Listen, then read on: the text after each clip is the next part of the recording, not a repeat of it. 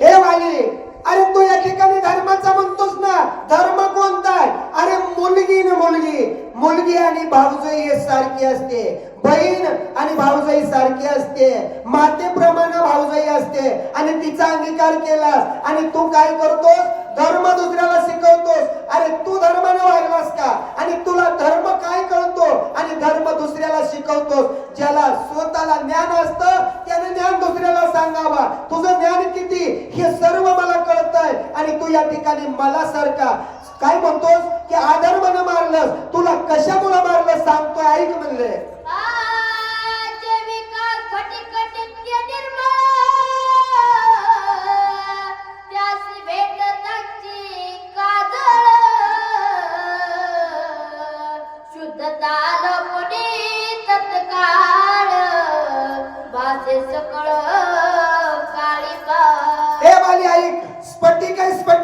स्फटिक इतकं सुंदर असतंय, परंतु त्याला जर काजळानं माखलं तर त्याला काजळासारखं काळं सर्व त्या ठिकाणी होतंय. म्हणजे त्याचं सुंदर पण लपल्या जात आहे. आणि तसं तू या ठिकाणी केलंस बाबा. तुला स्फटिकासारखी पत्नी आहे, सुंदर आहे, महापतिव्रत आहे आणि तिला बाजूला सारलंस आणि दुसऱ्याची पत्नी हडप केलीस आणि धर्म दुसऱ्याला सांगतोस असं राम बोलतात.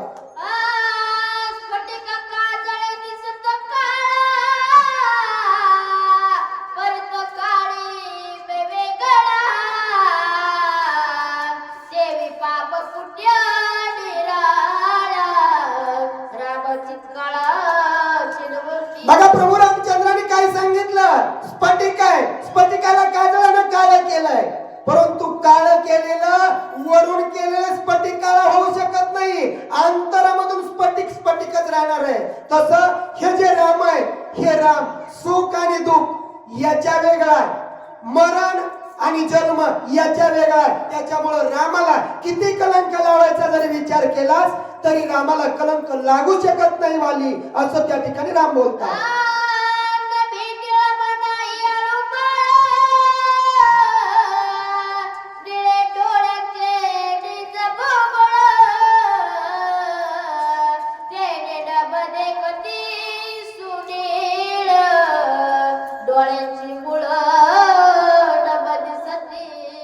हे वाली ऐक म्हणले, जसं ज्याचं मन आहे ना तसं त्याला समोरचं दिसतंय. डोळ्याला आकाश निळं दिसतंय. का दिसतंय? तर आकाशासारखंच डोळ्याची नजर होते. नंतर शुभ्र पांढरा आभाळ दिसतंय. का दिसतंय? तर नजर तशी होते. जसं चोराला चोरच दिसतो, साधूला साधूच दिसतो, ते त्याच्या आपापली नजर आहे. जसं मन असेल तसं दिसतंय, असं त्या ठिकाणी राम वालीला बोलतात.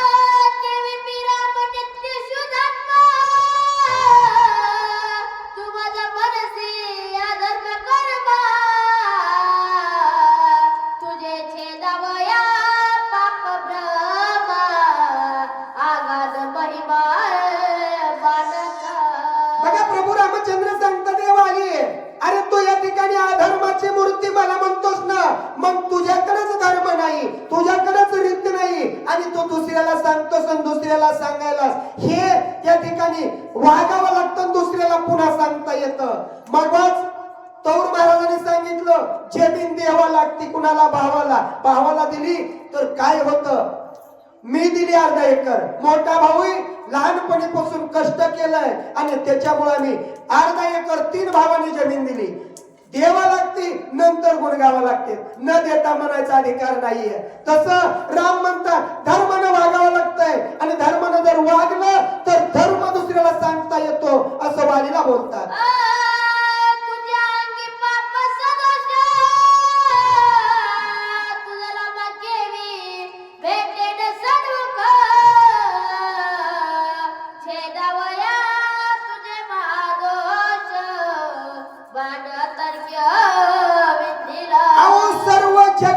चराचराचा मालक तो प्रभू रामचंद्र.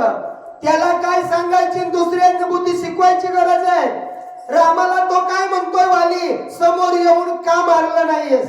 रामाने उत्तर दिलंय, मार्मिक भाषेत बोलले, कळलं का नाही कळलं माहित नाही.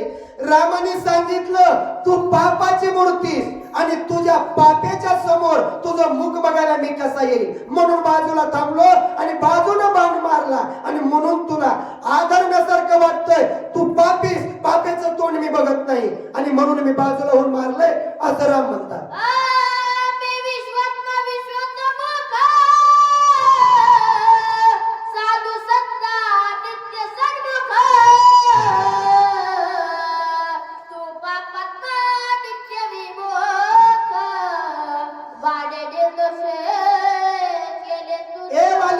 धर्म माझ्याकडे आहे, कसा आहे ते सांगतो, ऐक म्हणले. मी साधू संतांच्या समोर येतो, जे माझी भक्ती करतात त्यांच्यासाठी मी येतो. तू माझी भक्ती केली नाहीस, पाप केलंस, मग पापाच्या समोर मी येत नाही, म्हणून मी बाजूला थांबलोय आणि त्या ठिकाणावरून तीक्ष्ण बाण सोडलाय आणि पापाचा घात केलाय, असं राम म्हणतात.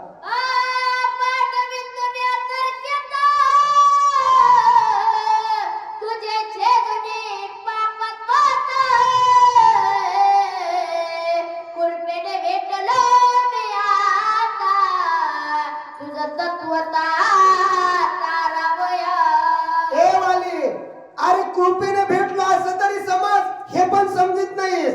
मी मारलं, तुझं पाप होतं आणि त्या पापाला मारलं, मी तुला मारलं नाही. तू पाप करत होतास आणि पाप नाही असं तुझं मन म्हणत होतं, म्हणून मी तुझ्या पापावर बाण मारलाय, मी तुझ्यावर बाण मारलेलं नाही. तुझी वृत्ती पापमय झालती म्हणून मी बाण मारलाय आणि त्याच्यामुळे मी बाण मारलेला आहे. मी सुग्रीवाची बाजू घेतलेली नाही, पण सुग्रीवावर अन्याय तू केलेला आहे, म्हणून मी त्या ठिकाणी जो शरणागत येईल त्याची पाठराखण करण्याचं काम मी करतोय. मी सूर्यकुलाचा आहे, सूर्यकुलाचं भूषण आहे काय, शरणागताचं पाठरक्षण करणं. तो शरणागत आलाय, त्याला दुःख दिलंस आणि त्यानं दुःख त्या ठिकाणी सहन केलंय. सहन होईना, माझ्यापाशी आला, पायावर पडलाय, रडलाय, त्यानं सर्व दुःख सांगितलंय आणि ते दुःख ऐकल्याच्या नंतर मला सहन झालेलं नाही, म्हणून तुझं पाप आता भरलं म्हणून बाण मारलाय बाबा. पण समोर का नाही आलो तर तुझ्या शब्दाला उत्तर देतो की तू पापी असल्यामुळं मी तुझ्या समोर आलेलो नाही, असं वादीला राम म्हणतात.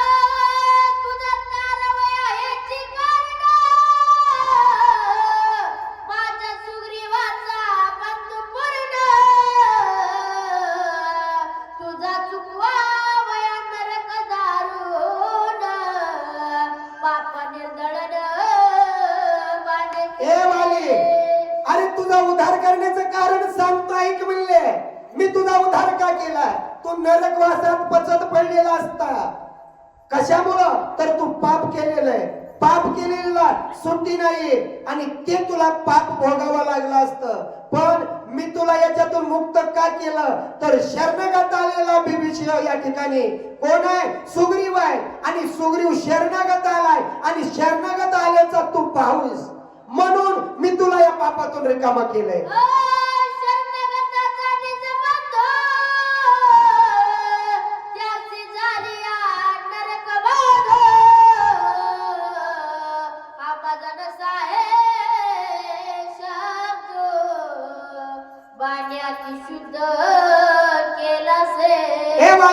मी त्याच्यामुळे तुला शुद्ध केलंय, बाणानं शुद्ध केलंय. कशामुळं, जर तू या ठिकाणी नरकवासात पचत पडलेला भावाला देखवलं नसतं, भावाचं हृदय भावासाठी त्या ठिकाणी तुटतच, त्यानं काही बी करू द्या. ज्यावेळेस संकट येईल त्यावेळेस माणूस काय म्हणतोय, भाऊ पाहिजे होता. वाघ पण म्हणलाय सर गाव येवा पण एका आईच्या उदरातून आलेले दोघं येऊ नये, म्हणजे तेवढं प्रेम त्या भावामध्ये असतंय. मग त्या भावाला तुझं दुःख सहन झालं नसतं आणि त्या सुग्रीवाचं दुःख मला पुन्हा त्याची तळमळ झालेली देखवली नसती, म्हणून त्याच्या प्रेमानं त्याला सुख होण्यासाठी मी तुझा उद्धार केलाय, असं राम म्हणू लागलेले.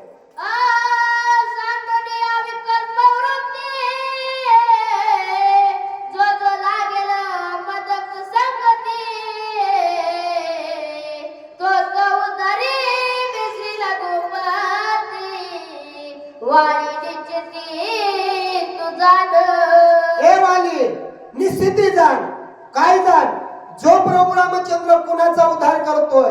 जो विकल्प आहे, विकल्प सोडून दिला आणि माझ्या पायावर नतमस्तक झाला, लोटांगण घाला, शरण आला, तर त्याचा उद्धार मी करतोय. मग शरणागत कोण आलाय? सुग्रीव आलाय, आणि त्याच्यामुळं मी त्याचा तू भाऊ आहेस म्हणून तुझा उद्धार केला, नाही तर तू उद्धार करण्याच्या लायकीचा नाहीस, असं राम म्हणतात.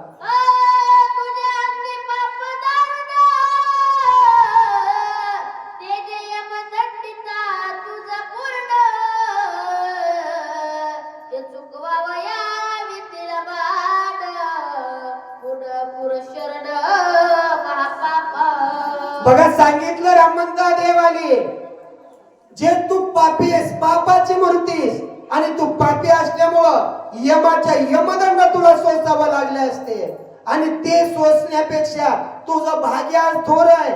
सुग्रीव मला भेटलाय म्हणून तुझा तो जो नरकवास आहे तो चुकलाय, तू भाग्यवान आहेस असं तरी समज, त्याच्यामुळे तुझा उद्धार होतोय हे तरी तुझ्या मनामध्ये या ठिकाणी यायला पाहिजे, असं राम म्हणतात.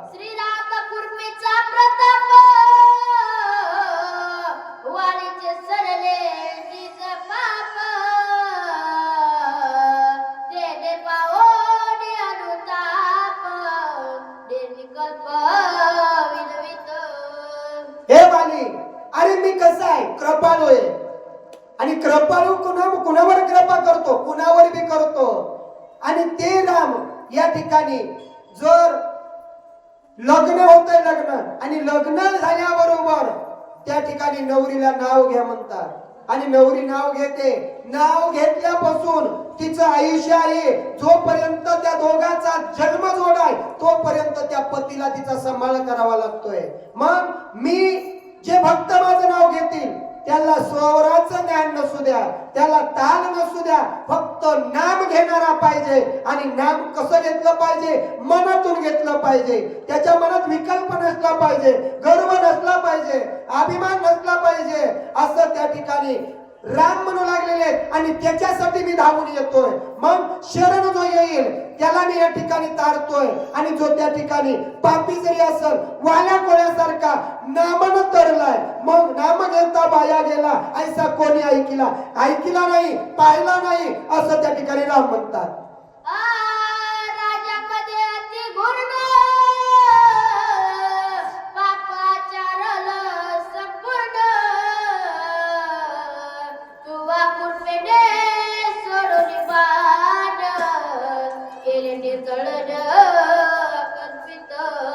हे वाली, कल्प कोणता? अकल्प आहे आयुष्य, हे अकल्प आयुष्य नाही म्हणले.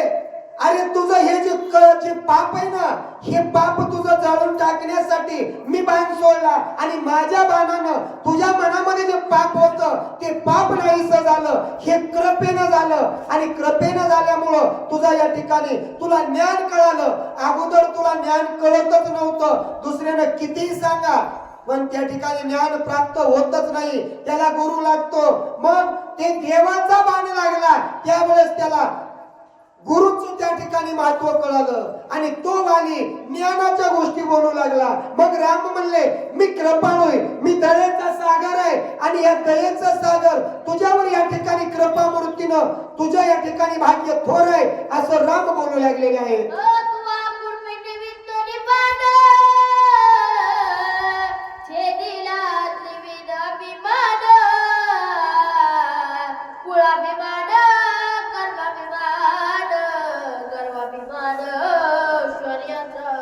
तुला शौर्याचा गर्व अभिमान होता, राजाचा अभिमान होता, तुझ्या मनामध्ये विकल्प होता, हे जे सर्व आहे का हे माझ्या बाणानं छेदलं, आणि त्याच्यामुळे तुला बोलायचं कळायला लागलं. नाही तर तू असलं बोलत नव्हतास, तुला हे कळत नव्हतं. कळलं असतं तर हे अंगीकारलंच नसतं. आणि हे तुला कळलं कधी? माझ्या बाणाचा स्पर्श झाला, तिथून पुढे कळलं, असं त्या ठिकाणी राम म्हणतात.